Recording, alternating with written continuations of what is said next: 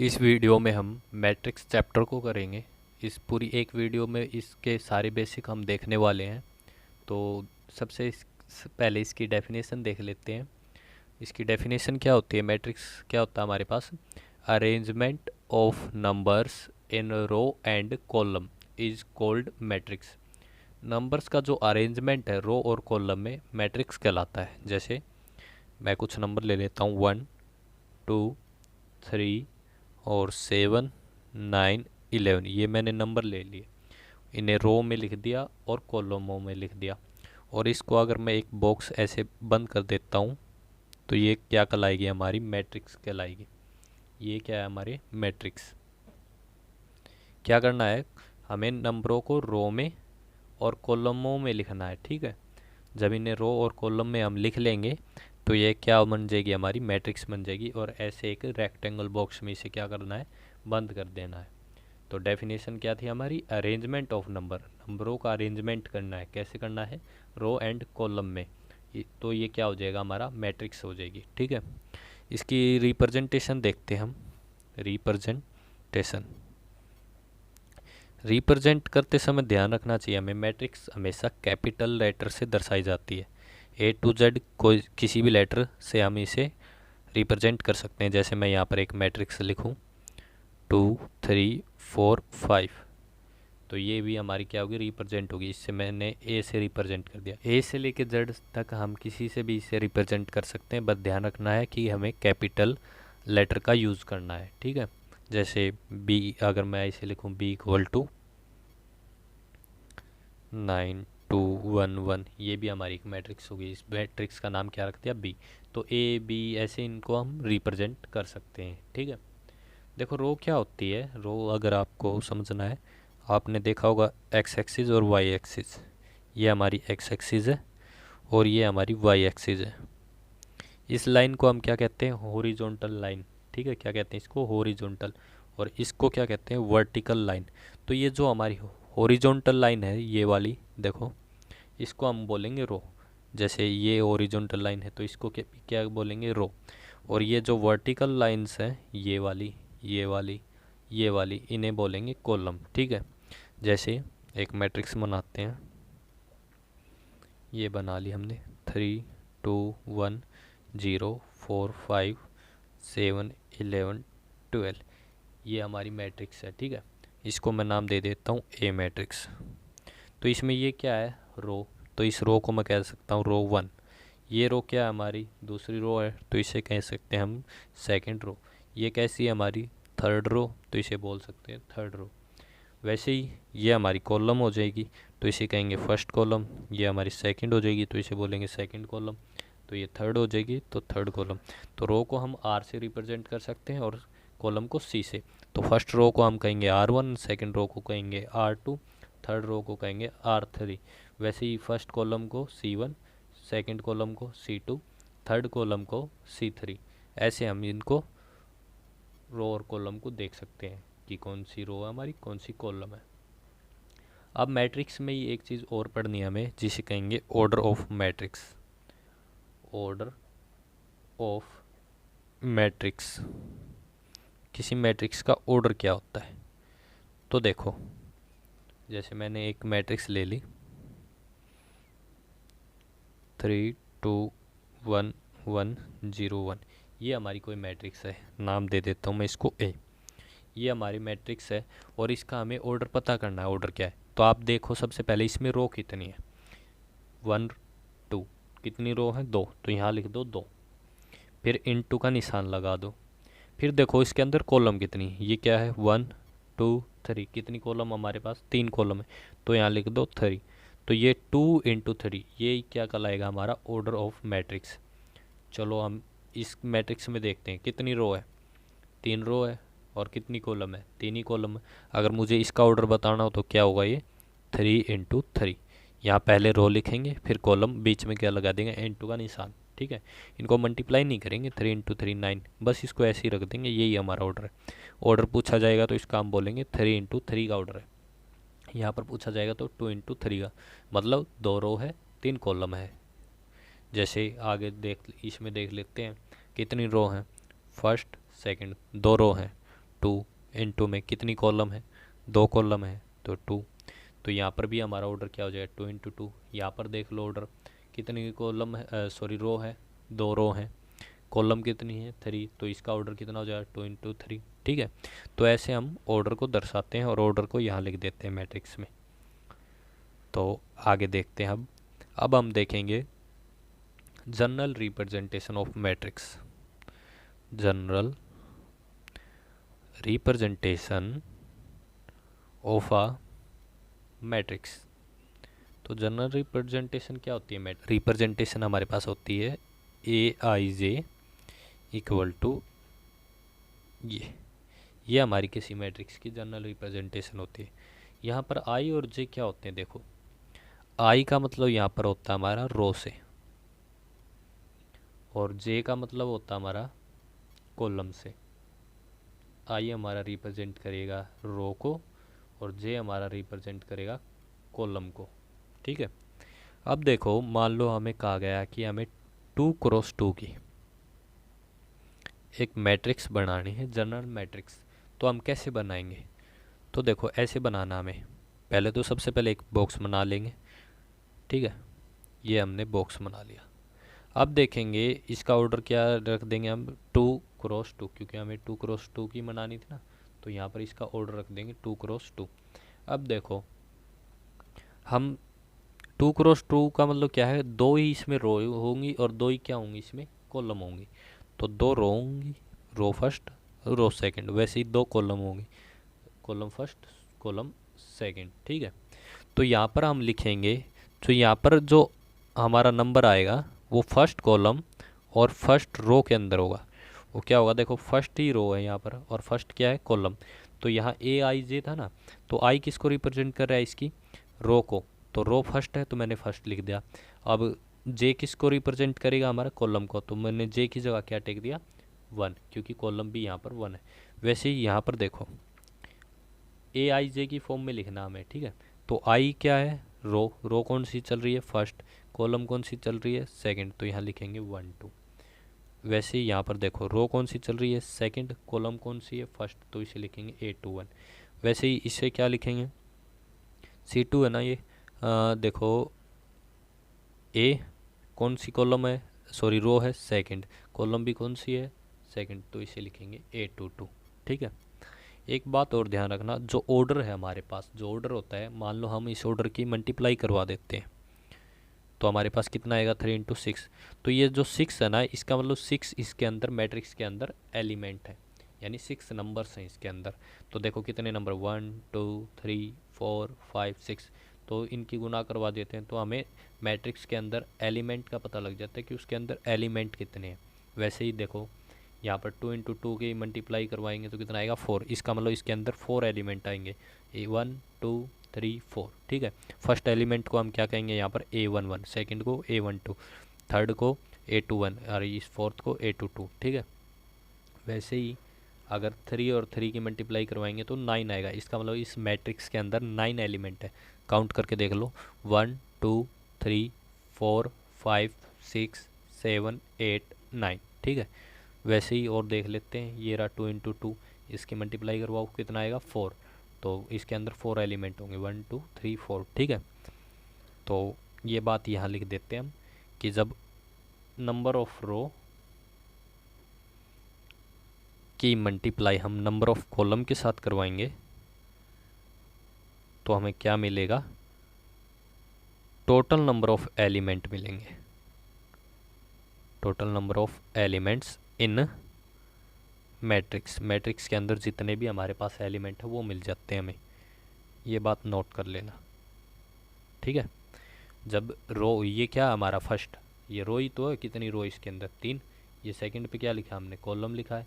जब रो और कॉलम जितनी रो होती हैं उतनी कॉलम के साथ अगर हम मल्टीप्लाई करवा देते हैं तो उसके अंदर के एलिमेंट का पता लगता है। रो की कॉलम के साथ मल्टीप्लाई करवाते हैं तो उसके अंदर के एलिमेंट का पता चलता है। ठीक है, तो नंबर ऑफ रो को अगर नंबर ऑफ कॉलम के साथ हम मल्टीप्लाई करेंगे तो टोटल नंबर ऑफ एलिमेंट आ जाएगी मैट्रिक्स के अंदर।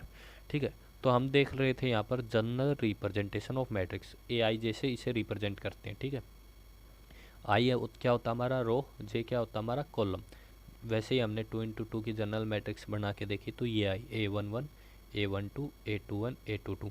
अगर हमें 3 × 3 की जनरल मैट्रिक्स बनानी हो तो कैसे बनाते, देखो 3 × 3 की, इसका मतलब इसके अंदर कितने एलिमेंट आएंगे, 9 एलिमेंट आएंगे। ठीक है, एक एलिमेंट यहाँ होगा, एक यहाँ पर, एक यहाँ पर, यहाँ एक, यहाँ एक, यहाँ, ऐसे 9 एलिमेंट आएंगे इसके अंदर। ठीक है, तो देखो 3 × 3 का मतलब क्या है, 3 इसके अंदर कॉलम होंगी, सॉरी रो होंगी, और 3 क्या होंगी, कॉलम होंगी। ठीक है, इसका मतलब ये होता है हमारा 3 × 3 का क्या मतलब, 3 हमारे पास रो है, ये हमें रो को बताएगा, ये हमें कॉलम के बारे में बताएगा कितनी कॉलम है। तो 3 रो है हमारे पास और 3 क्या है, कॉलम है। तो देखो फर्स्ट एलिमेंट, यहाँ पर एक फर्स्ट एलिमेंट आएगा, यहाँ पर अदर सेकंड, यहाँ पर थर्ड। तो यहाँ जो फर्स्ट एलिमेंट होगा उसे हम क्या कैसे रिप्रेजेंट करेंगे, देखो वो फर्स्ट रो में है और फर्स्ट ही कॉलम है, तो उसे हम कहेंगे A11। ठीक है, अब देखो ये फर्स्ट रो में तो है बट सेकंड कॉलम में, तो इसे कहेंगे A12। यहाँ पर 1 लिख देंगे जो कि हमारा रो को दर्शाएगा, ये 2 लिखेंगे जो कि हमारा कॉलम को दर्शाएगा। यहाँ पर लिखेंगे A13 क्योंकि ये फर्स्ट रो में है और थर्ड कॉलम में। अब ये सभी क्या है, हमारे सेकंड रो के अंदर आएंगे, सेकंड रो, तो मैं A22 लिख देता हूँ। अब जो सी कॉलम में वो लगा देंगे, ये फर्स्ट कॉलम में है, ये सेकंड कॉलम में है और ये थर्ड कॉलम में है। ठीक है, अब इसे देखते हैं, ये थर्ड रो में है तो सबके आगे A3 A3 A3 लिख दिया। अब देखो ये फर्स्ट कॉलम में है तो 1 लगा दिया, ये सेकंड में है 2 लगाएंगे, और ये थर्ड में है 3 लगा दें। ये 3 × 3 की जनरल मैट्रिक्स ड्रॉ कर दिया हमने। ठीक है, ये समझाने के लिए ड्रॉ किया है, हमें केवल ये ड्रॉ करना था अंदर वाला। ठीक है, वैसे ही अगर हमें 2 × 3 की मैट्रिक्स ड्रॉ करनी हो जनरल मैट्रिक्स तो कैसे करेंगे, तो देखो 2 × 3 का मतलब क्या है, हमारे पास कितनी रो होंगी, 2 रो होंगी, और कॉलम कितनी होंगी, हमारे पास 3 कॉलम होंगी। ठीक है, तो फर्स्ट को क्या कहेंगे A11 क्योंकि ये पहली कॉलम और पहले ही सॉरी रो में होगा इसलिए। ठीक है, और इसको पहली रो में है और सेकंड कॉलम में है इसलिए A12 पहली रो और थर्ड कॉलम, तो A13। यहीं A21 फिर A22 फिर A23 क्योंकि ये फर्स्ट कॉलम में है, ये सेकंड में, ये थर्ड में, और रो में है तो A22 लग गया सबके साथ। ठीक है, ऐसे हम जनरल मैट्रिक्स को रिप्रेजेंट करेंगे। अब देखते हैं टाइप ऑफ मैट्रिक्स। देखो सबसे पहले आते हैं हमारे पास रेक्टेंगुलर मैट्रिक्स। रेक्टेंगुलर मैट्रिक्स को समझते क्या होती है, उस मैट्रिक्स को हम रेक्टेंगुलर मैट्रिक्स कहेंगे जिसके अंदर नंबर ऑफ रो हमारी नॉट इक्वल होती हैं नंबर ऑफ कॉलम के। जहाँ पर रो और कॉलम बराबर नहीं होती उस मैट्रिक्स को हम कहेंगे वो है रेक्टेंगुलर मैट्रिक्स। जैसे एक एग्जांपल ले लेते हैं, इसका एग्जांपल हमारे पास 1 2 3 5 6 7 ये मैंने मैट्रिक्स ले ली। इसमें नंबर ऑफ रो कितनी है हमारे पास 2 और नंबर ऑफ कॉलम कितनी है 3। तो रो और कॉलम की जो संख्या है हमारे पास वो बराबर नहीं है, यानी number of row not equal है नंबर ऑफ कॉलम के। तो ऐसी जो मैट्रिक्स है वो हमारी कहलाएगी रेक्टेंगुलर मैट्रिक्स। यहाँ पर हम रो को, जैसे मान लो मैं रो को m से दर्शाऊंगा, ठीक है, और कॉलम को हम दर्शाएंगे n से। तो शॉर्ट में हम कह सकते हैं कि number of row not equal हो नंबर ऑफ कॉलम्स के। ठीक है, तो ऐसी मैट्रिक्स हमारी क्या कहलाएगी, रेक्टेंगल मैट्रिक्स। ठीक है, अब देखेंगे नेक्स्ट, इसके बाद आती है हमारे पास स्क्वायर मैट्रिक्स। स्क्वायर मैट्रिक्स देखेंगे क्या होती है। इसके अंदर क्या होती है, जो नंबर ऑफ रो है हमारे पास वो इक्वल होंगी नंबर ऑफ कॉलम के। ठीक है, इसमें रो की संख्या और कॉलम की संख्या क्या रहेगी हमारी बराबर, यानी m इक्वल रहेगा n के, यानी m का मतलब रो, n का मतलब कॉलम। तो रो और कॉलम आपस में क्या रहेंगे, इसके अंदर बराबर रहेंगे। जैसे इसके एग्जांपल देख लेते हैं। अब मैं 2 मैट्रिक्स बनाता हूँ, एक तो इस ऑर्डर की, देखो 2 × 2 की, ये देखो 2 × 2 की, ये भी हमारी कैसी मैट्रिक्स है? स्क्वायर, क्योंकि रो भी सेम और कॉलम भी सेम। एक और मैट्रिक्स देख लेते हैं, जैसे 1 2 3 7 9 8 4 6 4। इसका ऑर्डर क्या है हमारे पास? 3 × 3। तो यहाँ भी number of row number of column क्या है? बराबर। ये ऑर्डर है, यहाँ पर जो लिखा होता है वो रो होता है, यहाँ पर जो लिखा होता है कॉलम होता है, ठीक है। तो रो की संख्या और इनटू में कॉलम की संख्या जब लिखते हैं तो वो ऑर्डर हो जाता है। तो ऑर्डर से हम देख सकते हैं कि कौन सी वो मैट्रिक्स है। ऑर्डर इक्वल नहीं है, यानी नंबर ऑफ रो और नंबर ऑफ कॉलम इक्वल नहीं है, तो वो रेक्टेंगुलर होगी, और अगर इक्वल है तो वो स्क्वायर मैट्रिक्स होगी, ठीक है। इसके बाद हमारी आती है diagonal matrix. Diagonal matrix, diagonal matrix में क्या होता है? इसमें क्या होता है, हमारे डायगोनल में एलिमेंट होते हैं और अदर एलिमेंट जीरो होते हैं। कहेंगे हम diagonal element non zero and other elements हमारे होंगे जीरो। जीरो तो देखो क्या है, एक मैं मैट्रिक्स लेता हूँ और यहाँ मैं लूँगा 1 0 0 0 2 0 0 0 3। ये जो होता है हमारा ये डायगोनल होता है, ठीक है। तो हमारे डायगोनल में तो नॉन जीरो एलिमेंट होने चाहिए, यानी इसके अंदर जीरो नहीं आना चाहिए, ठीक है। पर अदर जो एलिमेंट है वो जीरो हों, ये बचे हुए जितने भी एलिमेंट हैं वो जीरो। तो ऐसी मैट्रिक्स को हम क्या कहेंगे? Diagonal matrix. एक बात और ध्यान रखना कि जो स्क्वायर मैट्रिक्स होती है उसी का पार्ट होता है डायगोनल मैट्रिक्स, क्योंकि रेक्टेंगुलर मैट्रिक्स कभी भी डायगोनल मैट्रिक्स नहीं हो सकती, केवल स्क्वायर मैट्रिक्स ही डायगोनल मैट्रिक्स हो सकती है। रेक्टेंगुलर मैट्रिक्स के अंदर डायगोनल नहीं होता। देखो जैसे ये रेक्टेंगुलर मैट्रिक्स है, इसके अंदर डायगोनल कैसे बनाओगे?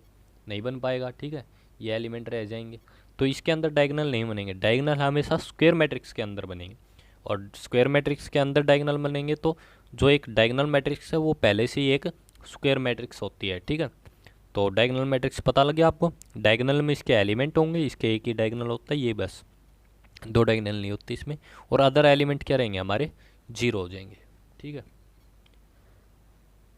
और देख लेते हैं हम, इसके बाद क्या आएगा डायगोनल मैट्रिक्स के बाद? ये बात ध्यान रखना, ये जो हमारा प्लेस होता है जिस पे ये है A11 पे है ये, ठीक है। ये कौन से पे है? A22 पे है। ये कौन से पे है? A33 पे है, ठीक है।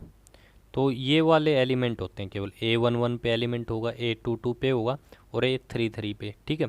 और अदर एलिमेंट ज़ीरो। जैसे यहाँ पर मैं मैट्रिक्स बनाऊँ तो इसकी एक जनरल मैट्रिक्स बना देते हैं। A11 पे एलिमेंट होगा, A22 पे एलिमेंट होगा और A33 पे एलिमेंट होंगे, और अदर एलिमेंट क्या होंगे? हमारे जीरो होंगे।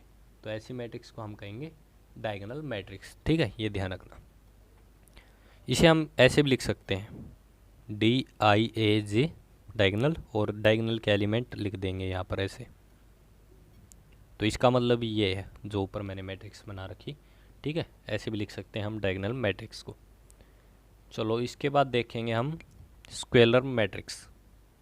ये जितनी भी अब मैं मैट्रिक्स लिख रहा हूँ ये स्क्वायर मैट्रिक्स ज़रूर होंगी। स्केलर मैट्रिक्स भी क्या है? एक स्क्वायर मैट्रिक्स है, ठीक है। तो देखो ये क्या होती है? डायगोनल मैट्रिक्स भी होती है। इसमें क्या होगा? देखो डायगोनल एलिमेंट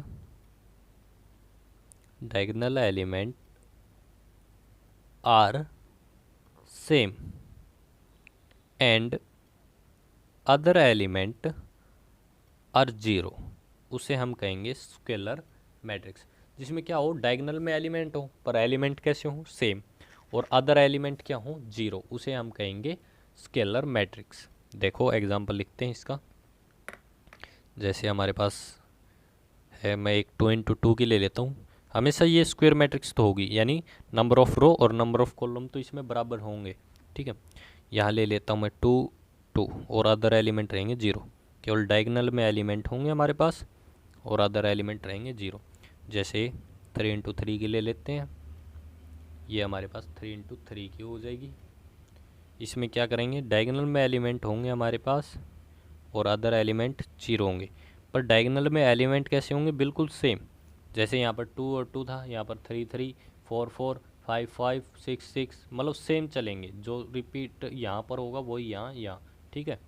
इसके बाद हम देखेंगे अगले हमारे आती है, कौन सी मैट्रिक्स है हमारे पास, आइडेंटिटी मैट्रिक्स, आइडेंटिकल मैट्रिक्स। इसको हम यूनिट मैट्रिक्स भी कहते हैं, यूनिट मैट्रिक्स। इसमें क्या होता है, डायगोनल एलिमेंट में केवल 1 1 होते हैं और अदर एलिमेंट 0 होते हैं। देखो एग्जांपल ले लेते हैं इसका, पहले मैं 2 इंटू 2 की बना के दिखा देता हूँ। ये भी एक स्क्वायर मैट्रिक्स तो होगी, ठीक है, हमेशा स्क्वायर मैट्रिक्स तो ये रहेगी। तो डायगोनल में केवल 1 1 होंगे और अदर एलिमेंट 0। जैसे 3 इंटू 3 की बनाते हैं तो डायगोनल में केवल 1 1 और अदर एलिमेंट 0। ये हमारी 3 इंटू 3 में की होगी identity element, sorry identity matrix. अब देखो हमने सबसे पहले देखा था रेक्टेंगल मैट्रिक्स, यहाँ देख लेते फिर से क्या थी हमारी, जिस मैट्रिक्स के अंदर नंबर ऑफ रो और नंबर ऑफ कॉलम इक्वल न हो, ठीक है, और स्क्वायर जहाँ ये इक्वल हो, ठीक है। फिर स्क्वायर का ही पार्ट है हमारा डायगोनल, क्योंकि ये भी क्या होनी चाहिए, पहले स्क्वायर मैट्रिक्स होनी चाहिए, तभी इसके अंदर डायगोनल होगा, ठीक है। डायगोनल मैट्रिक्स क्या होगी, डायगोनल में एलिमेंट अदर एलिमेंट 0। फिर आई है स्केलर मैट्रिक्स, ये डायगोनल मैट्रिक्स होगी, ठीक है, क्योंकि डायगोनल की तो प्रॉपर्टी है, डायगोनल में एलिमेंट अदर एलिमेंट 0, ठीक है। पर डायगोनल में एलिमेंट कैसे होंगे, इसके अंदर सेम होंगे, ठीक है। फिर आया है हमारे पास आइडेंटिटी मैट्रिक्स को मैं स्केलर मैट्रिक्स भी कह सकता हूँ, ठीक है। आइडेंटिटी मैट्रिक्स क्या होगी हमारे पास, इसके डायगोनल में केवल 1 1 होंगे, ठीक है, और अदर एलिमेंट क्या होंगे 0।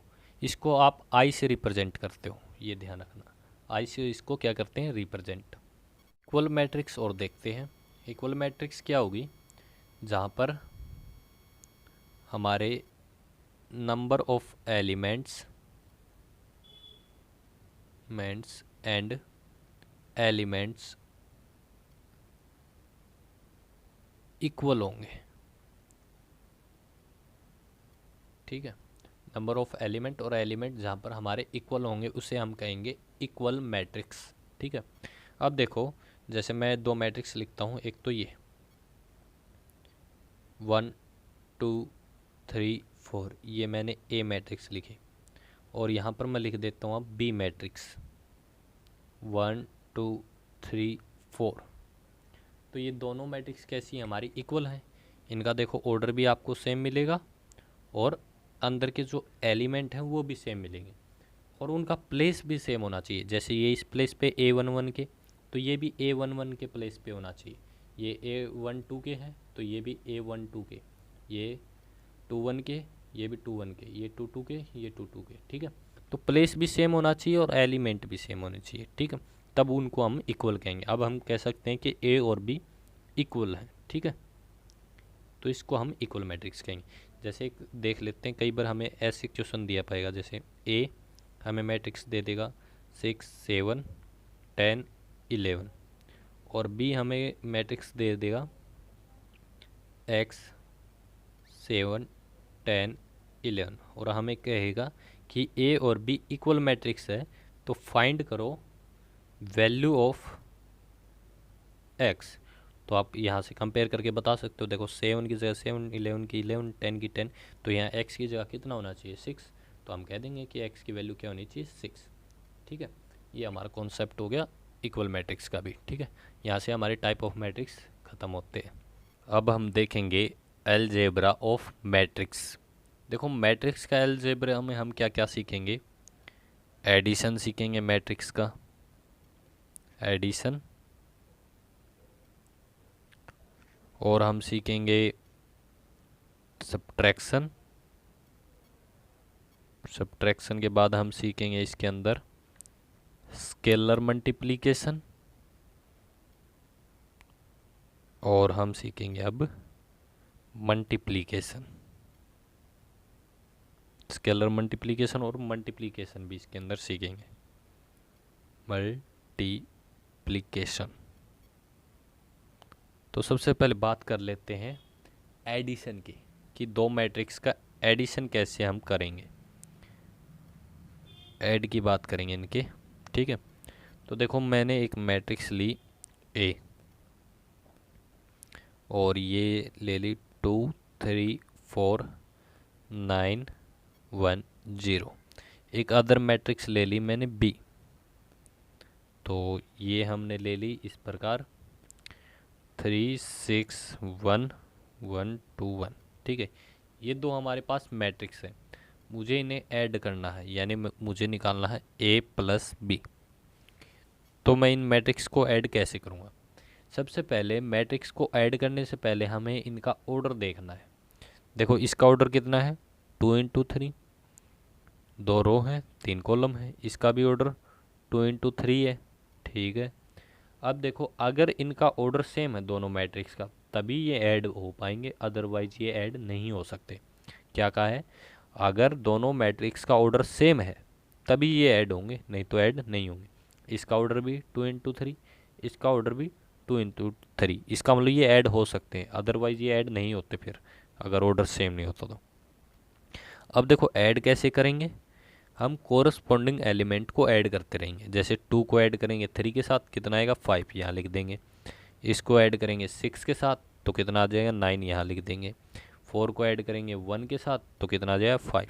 हम क्या कर रहे हैं, 2 को 3 के साथ, फिर 3 को 6 के साथ, फिर 4 को 1 के साथ, जिस प्लेस में उस प्लेस पर ऐड कर देते हैं। जैसे ये 2 1 पर है तो 2 1 के साथ इसी को ऐड करेंगे, तो 9 और 1 को ऐड करेंगे 10, 1 और 2 को ऐड करेंगे 3, और 0 और 1 को ऐड करेंगे तो 1। इस प्रकार इनको ऐड करेंगे। और एक और एग्जांपल ले लेते हैं एडिशन का, 1 3 4 6। एक अदर मैट्रिक्स ले ली बी हमने, 4 2 1 1। अब हमें ए प्लस बी फाइंड करना है।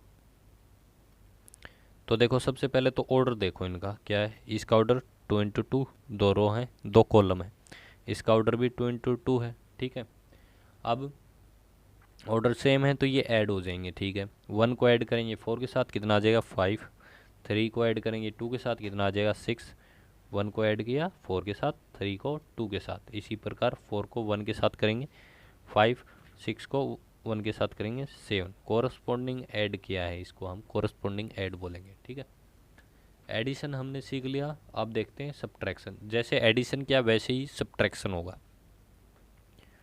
सब्ट्रैक्शन तो देखो अब ले लेता हूँ मैं एक मैट्रिक्स ये 3, ये हमारी बी मैट्रिक्स है, हमें फाइंड करना है ए माइनस बी। तो देखो कैसे फाइंड होगा ए माइनस बी। सबसे पहले इसका ऑर्डर देखेंगे हम, दोनों मैट्रिक्स का ऑर्डर क्या है। इसका ऑर्डर 3 × 3 है, इसका ऑर्डर भी 3 × 3 है।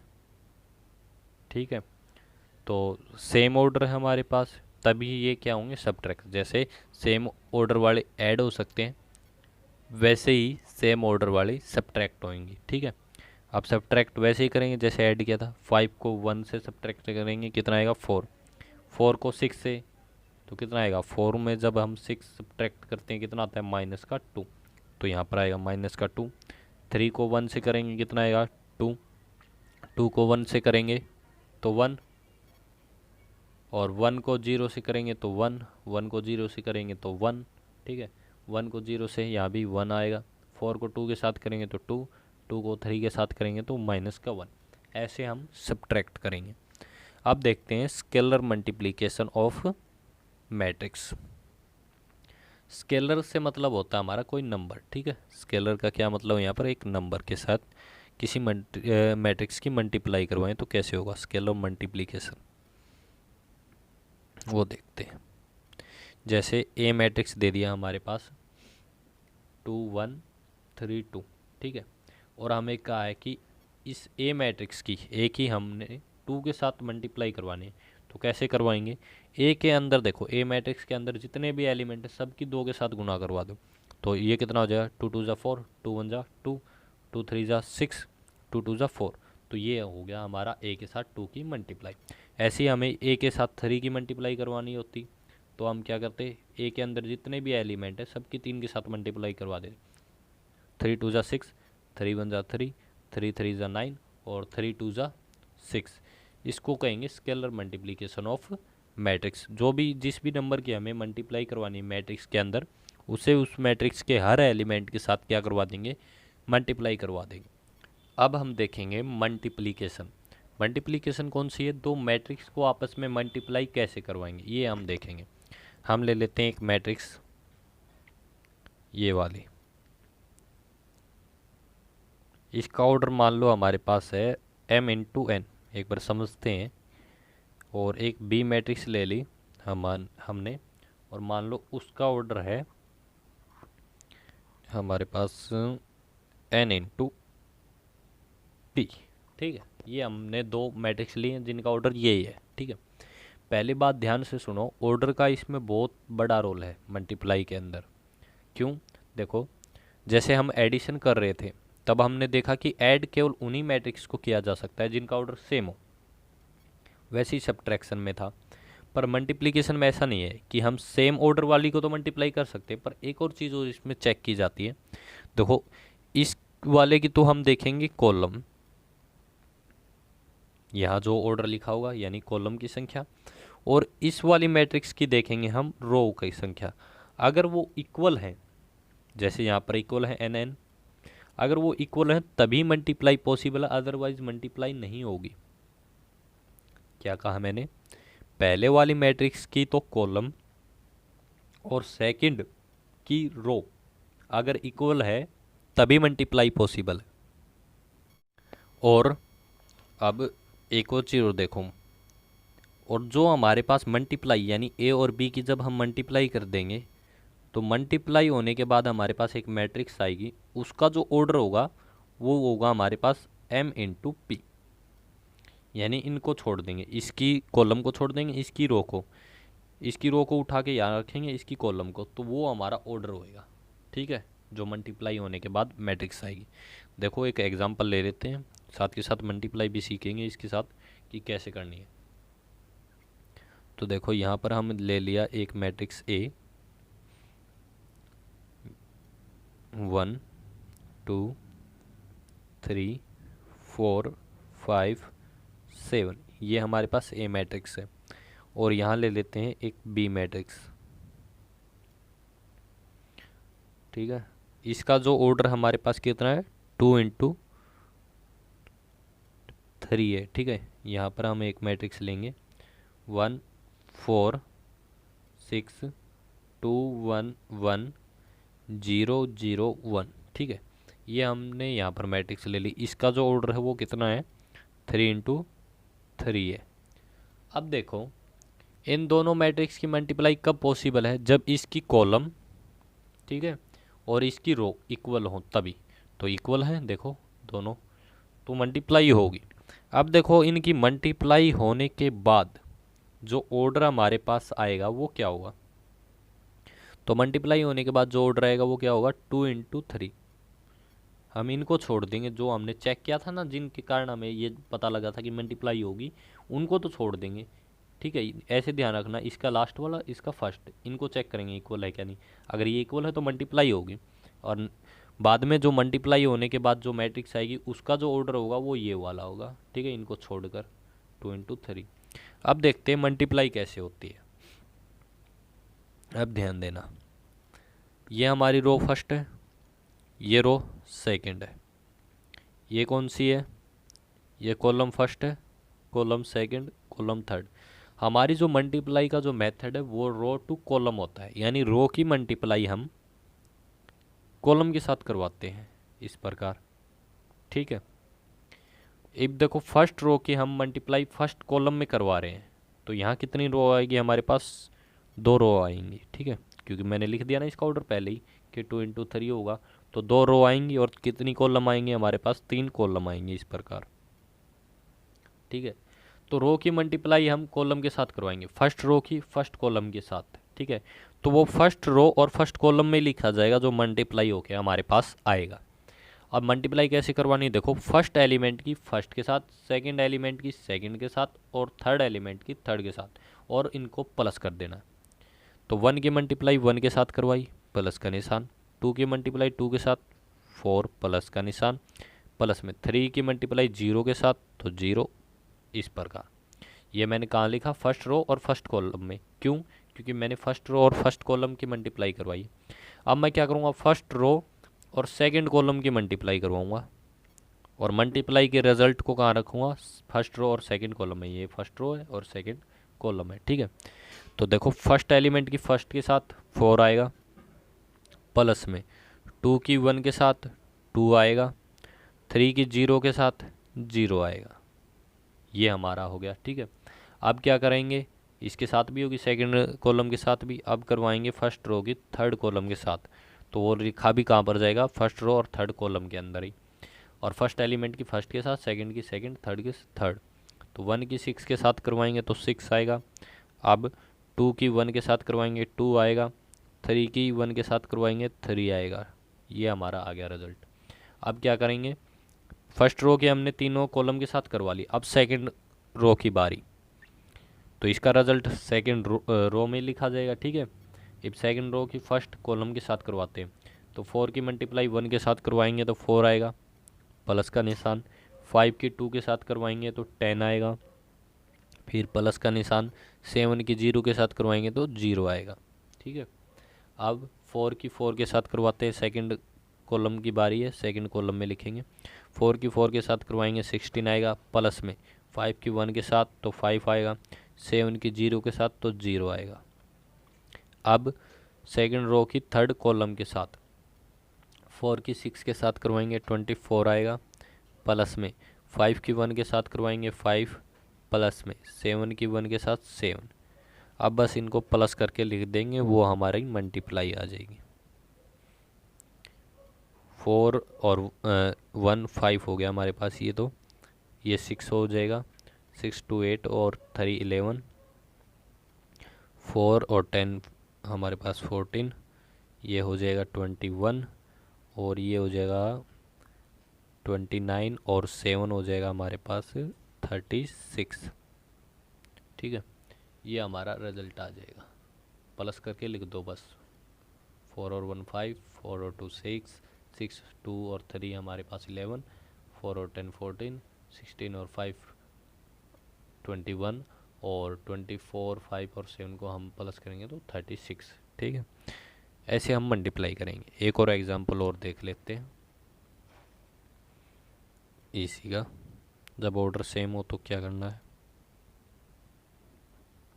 2 1 1 1, और बी मैट्रिक्स हमारे पास 0 1 2 1। ये हमारे पास दो मैट्रिक्स है, हमें इनकी मल्टीप्लाई करवानी है। तो तरीका वही रहेगा। सबसे पहले ऑर्डर देखें, इसका ऑर्डर कितना है 2 इंटू 2, इसका ऑर्डर भी कितना है 2 इंटू 2। तो इसका लास्ट और इसका फर्स्ट चेक करेंगे, इक्वल है, हाँ इक्वल है, ठीक है। इसका मतलब मल्टीप्लाई पॉसिबल है, और जो मल्टीप्लाई होके जो ऑर्डर आएगा वो ये आएगा, ठीक है, 2 इंटू 2। अब देखो मल्टीप्लाई कैसे करवाएंगे, रो की हम करवाएंगे कॉलम के साथ। तो फर्स्ट एलिमेंट की फर्स्ट, सेकंड की सेकंड के साथ, और बीच में प्लस का निशान। 2 की 0 के साथ करवाएंगे तो 0 आएगा, 1 की 2 के साथ करवाएंगे तो 2 आएगा, ठीक है। अब इसकी फर्स्ट कॉलम के साथ होली, सेकंड के बाद। अब 2 की 1 के साथ करवाएंगे तो 2, और 1 की 1 के साथ करवाएंगे तो 1 आ जाएगा। अब फर्स्ट रो की सभी के साथ हो गई। अब सेकंड रो की बारी, 1 की 0 के साथ करवाएंगे तो 0, 1 की 2 के साथ करवाएंगे तो 2, ठीक है।